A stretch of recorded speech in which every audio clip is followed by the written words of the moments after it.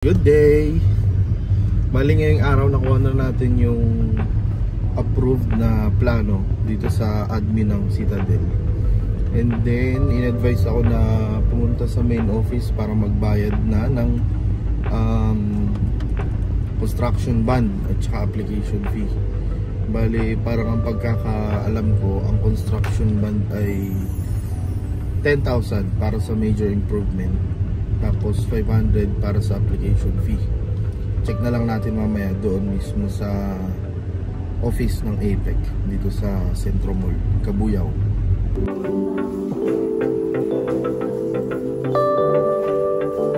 So bali nakuha na natin yung ating house improvement permit dito sa admin. Ito yung itsura niya. At saka nakuha na rin natin yung ating major improvement na banner, kulay pula. Sa mga napapanood ko na subdivision, kulay pink. Ewan ko lang dito bakit kulay pula. So ang sunod na video nito ay siguro sa Monday na, kasi baka sa Monday na mag-start din yung mismong renovation. Kita-kits tayo. So day 1 ng ating construction dito sa ating bahay. Ito siya, build na build. Hinintay lang natin yung contractor para dun sa contract signing. Tapos after na contract signing, ngayon na rin daw sila mag-stay. So mag-stay ako dito hanggang mamayang hapon. Titingnan natin kung ano yung mga sisimulan ngayong araw.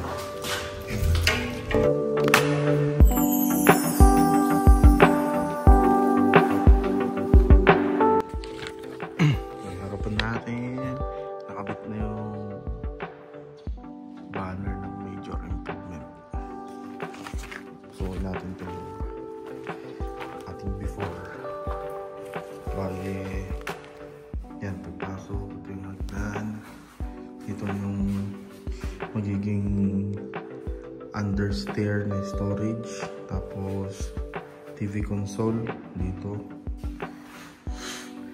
yung ating sala. Magkakaroon dyan ng sofa, tapos ito yung bar counter, tapos sa extension dito sa likod ito yung ating magiging kitchen. Kasi may extend to ng 2 meters eh. Tapos itong CR, yung pinto na yan, i-close yan, ililipat yung pinto doon sa kabila.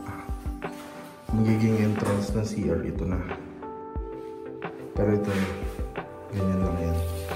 Tapos palit ng tiles, lagyan natin ng salamin dyan, storage, papalitan din yung shower, palagay tayo ng ceiling dito, tsaka pin lights. So, babakbakin din to, tanggalin yan para maging mas malawag tignan. Magkakaroon ng malaking salamin dito. I-wide angle ko muna, tapos akit tayo dito sa second floor. Ayan, ito yung buong second floor nya.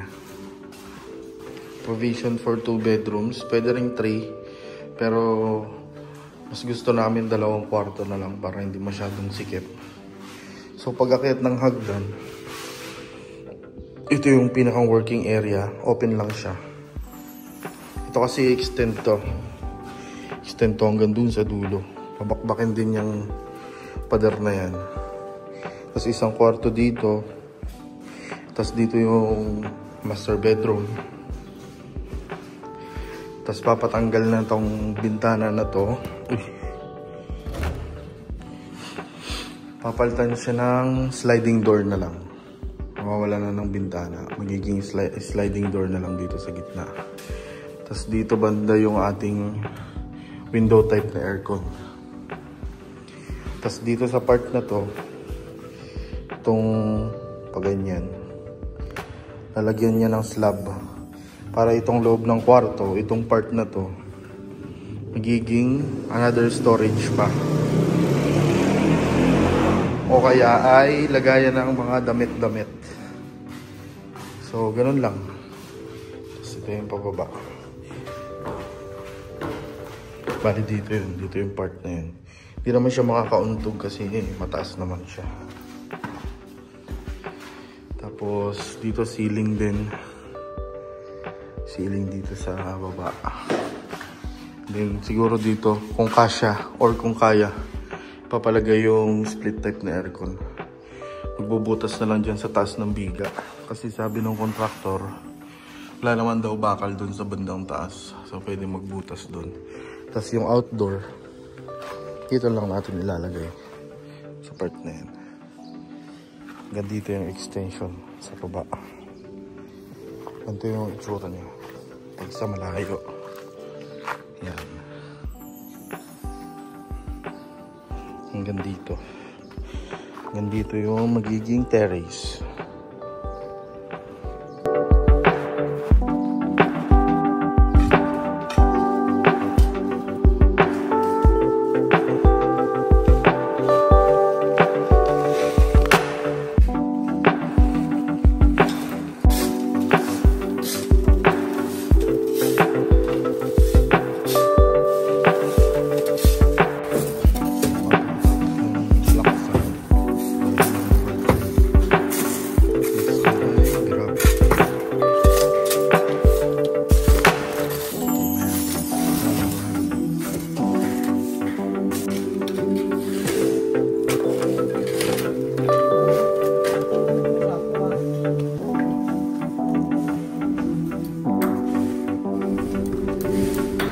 Bale May 31 na at pang 5 araw na mula nung sinimulang gawin tong bahay natin. Check natin yung loob kung ano na ang mga naging improvements.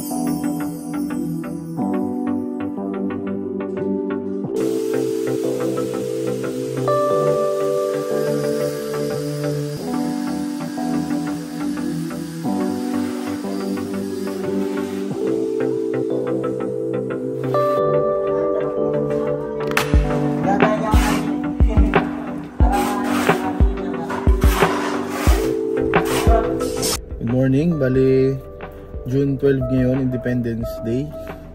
Bumisita ulit tayo dito sa ating pinapagawang bahay para i-check lang ulit natin yung another improvements dito. Tingnan natin sa loob. As of now, June 12, ito na yung gagawa nila. May slab na rin yung para sa balcony. Yan, may pang kalat syempre. So, ongoing construction. Sama tayo dito sa loob.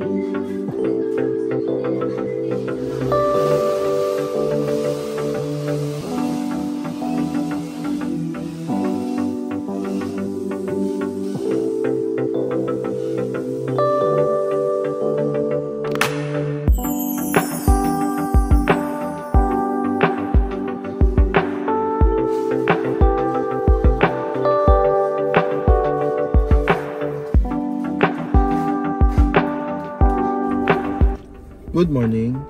So June 21 ngayon at mag-iisang buwan na mula nang nag-start itong renovation ng bahay natin. Sumilip ako ulit para tingnan naman ulit kung ano yung mga naging improvements dito. Mukhang marami-rami na kasi based doon sa mga pictures na sinasend ng contractor. So check ko ulit dito sa loob.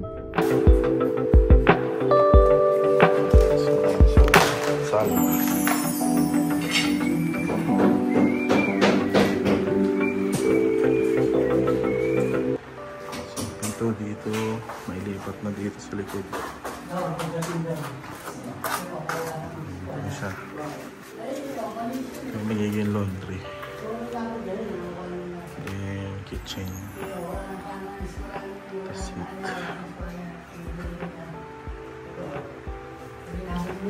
Dito yung bar counter.